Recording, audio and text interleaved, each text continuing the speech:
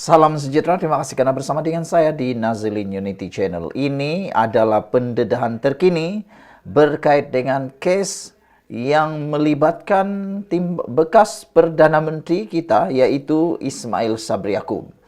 Yang kita tahu ialah penemuan 170 juta ringgit bersama dengan penemuan beberapa kilogram jongkong emas dan himpunan timbunan barangan kemas.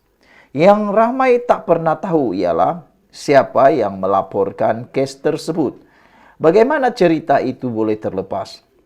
Bagaimana uang yang begitu banyak boleh diketahui atau dengan kata lain terkantoi pula. Ada dengar kata mereka, macam manalah SPRM boleh menghidu isu itu. Kalau tak bergoyang pokok bukan kena angin. Tidak mungkin pokok bergoyang tanpa angin, kata mereka. Jadi dalam coretan kali ini ataupun pendedahan kali ini, satu paparan bagaimana wang 170 juta boleh terdedah.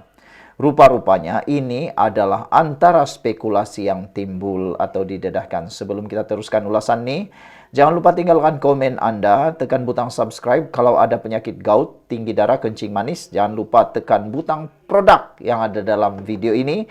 Karena produk itu sudah ramai yang pakai, ramai yang sudah sembuh, dan lebih penting lagi kata mereka berbaloi untuk nilai ringgit yang murah. Murah kata mereka harga ubat tersebut. Jadi jangan lepaskan peluang selagi stok masih ada. Saya tak jual ubat, Saya hanya kongsi kepada Anda apa yang sudah orang guna, apa yang sudah orang makan, dan apa manfaat yang mereka terima.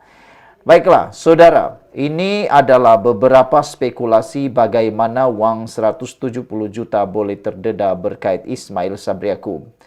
Pelbagai andaian telah dibuat oleh pelbagai pihak bagaimana SPRM boleh menjejak simpanan wang tunai 170 juta dan jongkong emas di sebuah kondo atau safe house yang dikaitkan dengan Perdana Menteri ke-9 yaitu Ismail Sabri Yaakob. Ada yang berkata, ia berlaku kerana ada pegawai yang terlibat berpaling tada. Dan ada juga yang berkata, kerana kecekapan intipan SPRM, dan ada juga yang berkata ia adalah hasil dari kesilapan pasukan Datuk Seri Ismail Sabri Yaakob sendiri. Nah, saudara-saudara sekalian, saya yakin semua perkara ini adalah kerana yang namanya hukum karma. Buat jahat pasti dapat balasan. Buat baik pun pasti dapat balasan. Saudara, yang paling mengejutkan kita ialah, benarkah ada pegawai yang berpaling tada? Kenapa mereka berpaling tada? Ada yang mengatakan kerana mungkin mereka berpaling tada sebab ada yang tidak dapat habuan cukup. Ikan tak cukup makan, kata mereka. Itu sebabnya ada pegawai yang mungkin berpaling tada, kata mereka. Wah, bila cakap ikan tak cukup makan, rupa-rupanya ada juga ikan yang mau dibagi makan. Dah biasa dibagi makan makanan yang sedap, maka mungkin berpaling tadah bila dibagi makanan ala kadar. Macam itulah mungkin. Selain itu, ada yang mengatakan kerana kecekapan intipan SPRM. Yang ini kita sokong. Sejak akhir-akhir ini, di bawah kepimpinan Kerajaan Madani, SPRM bertindak luar biasa. Banyak sekali pendedahan dan tangkapan dilakukan. Dan yang ketiga, kerana kesilapan pasukan Datuk Seri Ismail Sabri Yaakob. Ini adalah spekulasi yang paling berat, yang paling panas yang kita ketahui. Namun perkara yang paling menarik adalah dakwaan ia berlaku akibat dari kesilapan pasukan Ismail Sabri yang tidak sabar mahu menukar wang tunai itu ke dalam bentuk aset. Yang ini memang bodoh sebodoh-bodohnya lah. Lebih bodoh daripada yang paling bodoh. Sudahlah sakau duit, sudahlah simpan duit haram, tak sabar lagi. Ini bila bergabung keduanya memang jadi bodoh tahap gaban lah kan. Bayangkan, dah sakau duit, tak sabar lagi pula. Sudahlah tak sabar, pergi pula buat kesilapan. Wang itu dikatakan tidak sabar ditukar kepada bentuk aset. Apa salahnya? Guna uang itu sikit-sikit. Ambillah RM1.000 3 minggu kah? RM1.000 dalam masa 2 hari kah? Ini dah terlalu tamak. 170 juta kalau boleh sekali ngap habis. Apalah sangat, nak sabar sangat kan? Sabarlah. Tapi tak apalah, begitulah kalau dah buat jahat. Jangan alang-alang, kata orang Sabah. Jangan alang-alang biar buat jahat sampai yang paling jahat. Dah tak sabar lagi menukar dalam bentuk aset. Apakah bentuk aset itu? Yang dikatakan ini ialah membeli sebuah banglo bernilai 20 juta cash. Ini bodoh dan bahlul. Manalah kita tak cakap dia bodoh dan bahlul. Bayangkanlah seorang pegawai biasa, kerja baru saja berapa bulan, tiba-tiba mampu beli sebuah banglo 20 juta cash. Agak-agak apa jadi dengan lampu LHDN?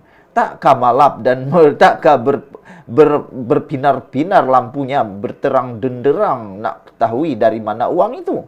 Disitulah SPRI mula dapat sedar, di mana agaknya duit ini dapat. Ini kes Ismail Sabri Yaakob menurut spekulasi ini terdedah kerana pegawai beliau sudah tidak sabar nak jadikan kes 170 juta sebagai aset. Dengan membeli rumah banglo 20 juta cash, dakwa seorang aktivis media sosial di TikTok.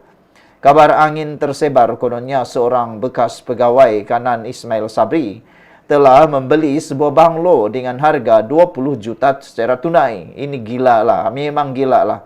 Orang yang kaya tahap gaban di Malaysia pun, yang sekaya entah kayanya macam mana pun, tidak akan berani beli banglo tunai 20 juta. Tapi inilah, dah terlalu, apa orang cakap, kebaru-baruan, beranilah. Kebaru-baruan lah kan, tak pernah rasa duit begitu banyak. Nah, apalagi, buatlah kesilapan dengan membeli 20 juta tunai sebuah banglo. Menurut pendedahan TikTok itu. Itu spekulasinya. Entah benar, entah tidak, kita pun tak tahu. Apabila pembelian secara tunai dengan jumlah yang besar itu, ia akan menyebabkan LHDN tersedar mengenainya dan akan ada siasatan. Memang ada siasatan. Malangnya setiap pindah milik harta harus melalui LHDN untuk disemak cukai yang dikenakan bagi pemerolehan harta. LHDN semak dan perkara ini amat tak logik untuk seorang pegawai yang berkhidmat 16 bulan mempunyai duit sebanyak itu, kata beliau lagi. Selain dari itu, menurut sumber, uang ini dikumpulkan untuk projek Tebuk Atap 2. Tebuk Atap adalah istilah yang digunakan oleh Presiden PAS Tan Sri Abdul Hadi Awang ketika menolak dakwaan kerajaan PN sebelum ini dibentuk melalui pintu belakang.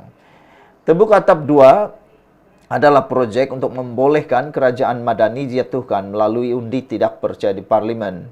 Mereka menyasarkan kononnya sekurang-kurangnya 10 ahli Parlimen UMNO lagi untuk dibeli, untuk membolehkan mereka ada cukup jumlah untuk membuat undi tidak percaya di Parlimen. Untuk menggunakan pendekatan tebuk atap bersih satu ia sudah tidak boleh lagi, kerana pintu istana tidak akan dibuka untuk mereka lagi, kata sumber UMNO berkenan. Sekian dulu untuk kali ini. Jangan lupa tinggalkan komen Anda. Tata, bye-bye.